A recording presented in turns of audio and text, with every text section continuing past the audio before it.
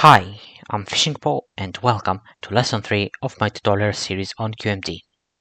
Now that we have p-type doped silicon, we can make advanced processors which lets us build advanced accelerators. In this lesson, we'll go over the mechanics and construction of said accelerators and ultimately get BISCO.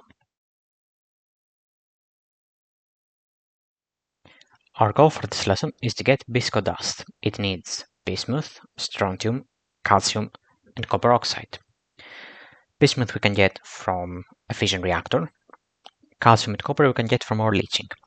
But strontium we can get by reprocessing light fission waste, which requires protons with an energy of hundreds of megaelectron volts. Our puny LNAC cannot achieve that, so we need a stronger accelerator, and that's where the synchrotron accelerator comes in. The synchrotron is an accelerator that accelerates and focuses beams in a circular, technically square, track. To do that, it needs a new structure, the dipole magnet. A dipole magnet is a 3x3x3 structure that can be placed in most accelerator multiblocks, and its purpose is mainly to rotate beams. To build it, first place a beam block in the center, like this, and then define the path the beam will take through the dipole by placing additional beam blocks adjacent to this one. So for example, if we want the beam to come from here and then exit from the right, we'd place the beams like so. We can even make the beam go upwards or downwards. In any case, after you have defined the path, you then place two magnets. This is why it's called a dipole, because two poles. The magnets must be placed opposite of each other and perpendicular to the beam's path. The path here is horizontal, so vertical magnets, and the path here is vertical, so horizontal magnets. And in the end, you will need to place accelerator electromagnet yoke blocks in the rest of the airspaces until you have a 3x3x3 cube. And this is a copper dipole. Just like with the RF cavities and with quadruples, this copper dipole will have the stats of one copper magnet. So 0.2 Tesla of dipole strength, 300 heat per tick heat production, and 1000 RF per tick base power usage. Now, the synchrotron has a catch. All input beams must have a small amount of energy before entering it, usually provided by an external LNAC.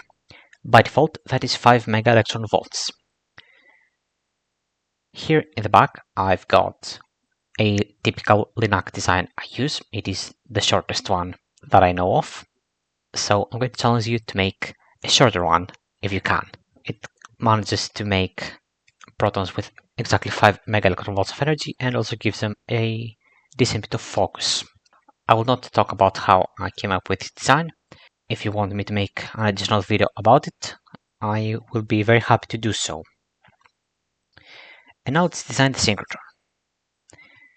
The synchrotron, contrary to the LNAC, sets the beam's energy rather than add to it, and it will also set it to the minimum of the first two energy equations that we'll talk about. The first energy equation is the dipole field strength equation. This is the equation you'll use to design synchrotrons using heavy particles like protons.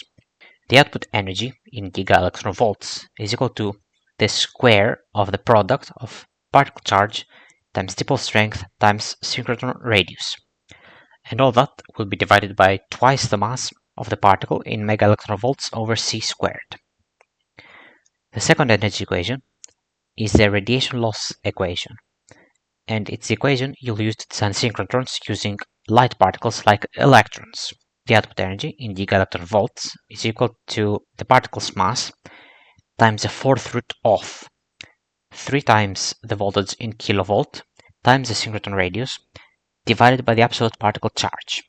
Synchrotrons can also emit high-energy photons in the form of synchrotron radiation losses. Rarely, you may want to utilize this particular beam to do special recipes. Feel free to ignore this equation if you don't want to utilize the photon beam. The output energy of this photon beam in megaelectron volts is equal to the output beam's energy in megaelectron volts cubed divided by 2 times pi times the synchrotron radius times the cube of 1000 times the output particle's mass in megaelectron volts over c squared. The photon beam that we get from this energy equation will have an amount equal to the output beam's amount and the focus also equal to the output beam's amount. This synchrotron losses equation is not mandatory to do, but sometimes, as I said, if you want to use the photon, you will have to use this equation. Otherwise, you can simply ignore it. So, which recipe do we pick for the light fission waste recipe? We have 7 total recipes. The best one we can do is the bismuth one, because it only has a requirement of 100 megaelectron volts and has 40% cross-section. But bismuth can only be obtained from fission reactors, which is slightly annoying. Lead is a good other candidate because even though it needs twice the energy, it has a cross-section of 25%, which is the second highest. So let's design around that. And also, lead is fairly plentiful compared to, say, gold or mercury or platinum. We use protons, which are heavy particles, so we use the dipole field strength equation. Substituting energy equals 0.2 gigaelectron volt, charge 1 and mass 938 megaelectron volts over c squared, and solving for dipole strength times radius, we get that dipole strength times radius must be at least 19.37. For completeness sake, we will also use the radiation losses equation to demonstrate why we went straight for the other equation. Substituting again energy equals 0.2 gigaelectron volt, charge of 1, and mass of 938 megaelectron volts over c squared, and solving for voltage times radius, we see that the voltage times radius must be at least 6.89 times 10 to the minus 16th power. So it doesn't really matter unless, of course, we have exactly zero voltage. So for dipole strength times radius to be at least 19.37, we can simply do something like dipole strength equals 4 Tesla and radius equals 5, which means dipole strength times radius is equal to 20, and substituting back to the energy equation, the output energy will be equal to 213.2 mega-electron volts. Finally, for curiosity's sake, let's see what would be the output energy of this photon beam. Substituting energy equals 213.2 mega-electron volts, radius 5, and mass 938 mega-electron volts over c squared, we get that the output energy would be 3.738 times 10 to the minus 13th power mega-electron volts, which is considered zero for all intents and purposes. And then let's go to the focus equation. The focus equation is identical to that of Linux. So, what is the length of a synchrotron? It's very simple. It's literally 8 times the synchrotron's radius. So in our case, radius 5 means length of 40. We will assume the worst case scenario. The input 10 kPu per tick proton beam enters with 0 focus and also exits with 0 focus from the synchrotron. In reality, it will enter with something like 0.2, but let's go with it enters with 0. Therefore, it will lose 0.04 times 40, 1.6 focus. We need to get 1.6 focus back via quadruples, and since the charge is equal to 1, that means we need 1.6 Tesla of quadruple strength. Now, a side note is that generally you won't be paying as much attention to focus losses because you will want to place quadruples to fulfill cooling placement rules. So you will vastly overshoot focus, and since having too much focus is not really a bad thing, all recipes simply require a minimum focus rather than a range, unlike energy. So you can just place as many quadruples as you want. You will incur, of course, additional resource, power, and heat production costs, but otherwise it's not a bad thing to overload on quadruples.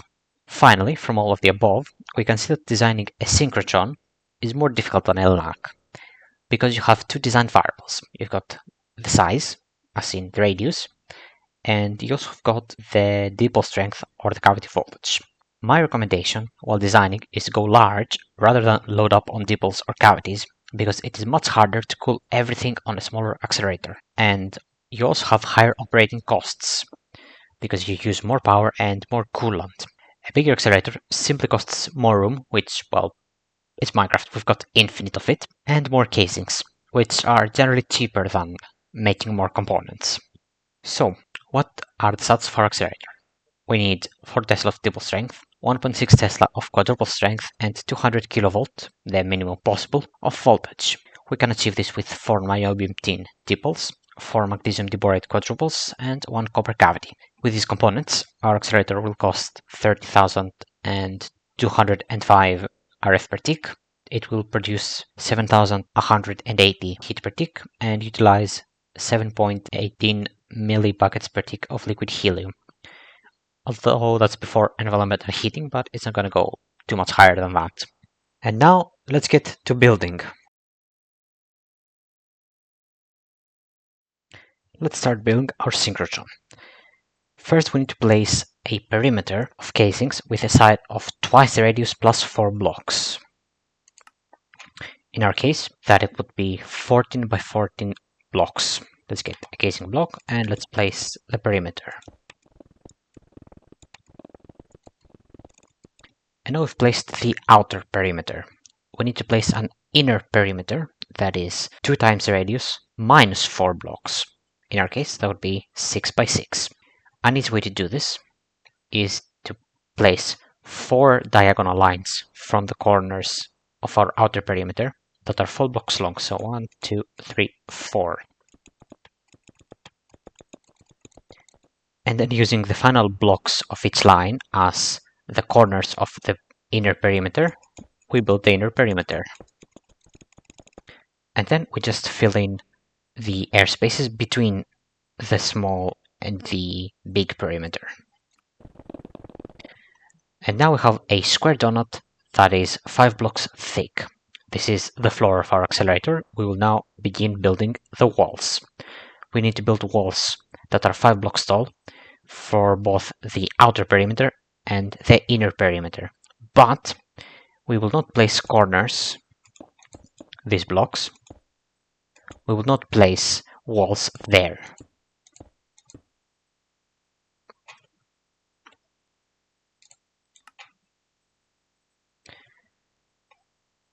And this is how it's going to look. Let's place it all down. As you can see, no corners. You will see later why I went with no corners. Of course, how you lay out the casings and the glass is entirely up to choice. I decided to do it this way because aesthetics. Now we will place the beam ring. The beam ring goes through the middle of the donut, just like it does in a LINAC. I'm going to have to place a block here to start the construction. And now, before we place the dipoles, we need to see where do we want our beam to enter and exit the multiblock. The beam would come from here, so it would enter here, and thus we need a beam here. And let's say we will also have the beam exiting through here, so we're going to place another beam here. Either, of course, wherever the beam touches the casing. We would then need to put a beam port. And then we need to place the dipoles. Dipoles go on the corners of the synchrotron. You need one for every corner so the beam can turn. And this is also where the beam can enter and exit the synchrotron. You can also place additional dipoles in between the 4 corners to provide for additional cooling options, additional dipole strength, or additional input and output options. In the future, we'll need high synchrotron energies, so that means we'll need to place many dipoles, and we'll place them between the various corner dipoles. And we're also going to need a big synchrotron. This will allow us to have enough space in the middle to put this 5 MeV LINAC on the inside, and that means we'll be able to save a lot of space because it will be included inside the synchrotron. So let's place down the 4 corner dipoles. And now we can just place components and coolers just like we did with LNAC.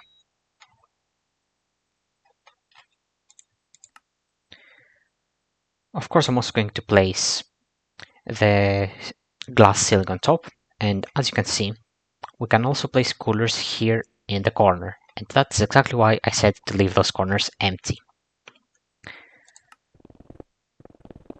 These corner coolers require very specific component setups in order to fulfill the rules, but you get quite a lot of cooling in return.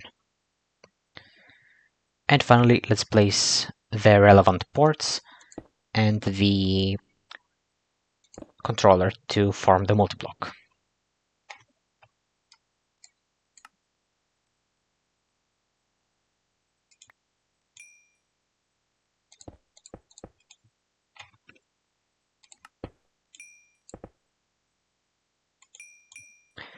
The multiblock is good to go. We need to give it power, need to give it coolant, and we're ready.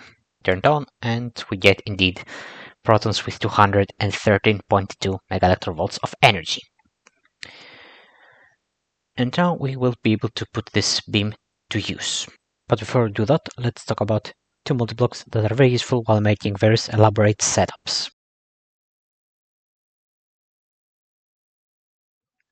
With advanced processors, we have access to two very useful multiblocks, the beam diverter and the beam splitter. The diverter's purpose is to bend the beams horizontally or vertically to make more compact setups. Meanwhile, the splitter's purpose is to split the beam into two identical beams with half the PU per tick of the original beam for doing recipes that require similar energies, with just one multiblock setup, but of course at half the recipe speed. Both of these multiblocks have a limit. They can only bend or split beams with an energy up to charge times dipole strength times 160 and all of that squared, divided by twice the mass. It's pretty much the dipole field strength equation from synchrotrons, but substitute radius for 160. This of course means that beams without a charge cannot be split or bent. Building either of these multiblocks is very easy. Simply place a dipole magnet, configure the beam path as needed, and then encase it with casings so that it forms a 5x5x5 cube. Place the correct controller, two coolant vents, a power port, a beam input, a beam output or two beam outputs if you have the splitter, and you're good to go.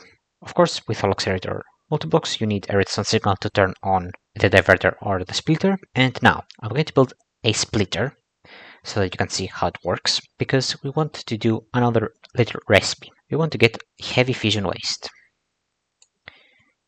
We'll do a recipe here with, for example, uranium-235. It requires protons with an energy between 60 to 600 mega electron volt. And the reason we want this is to get neodymium. Neodymium we can make into a neodymium magnet, which we can use for various useful components in QMD. And so by getting it via heavy fission waste, we have a very nice purpose for the splitter. So I'm going to place a splitter right here.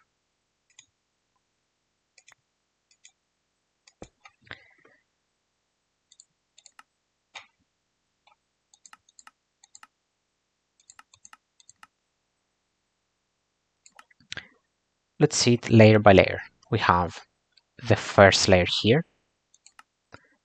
Then we've got the dipoles you can see forming. And then here is how the beam is going to go through. Comes in from the blue port and then splits left and right. Then we complete the dipole, and then finally we cap it off with controller, two coolant vents, and the energy port. Let's print it. Get the multi-tool to switch all of the ports in the right configuration. And then let's give it power and coolant. And now we have two beams with half the PU per tick. We can verify with the beam meter.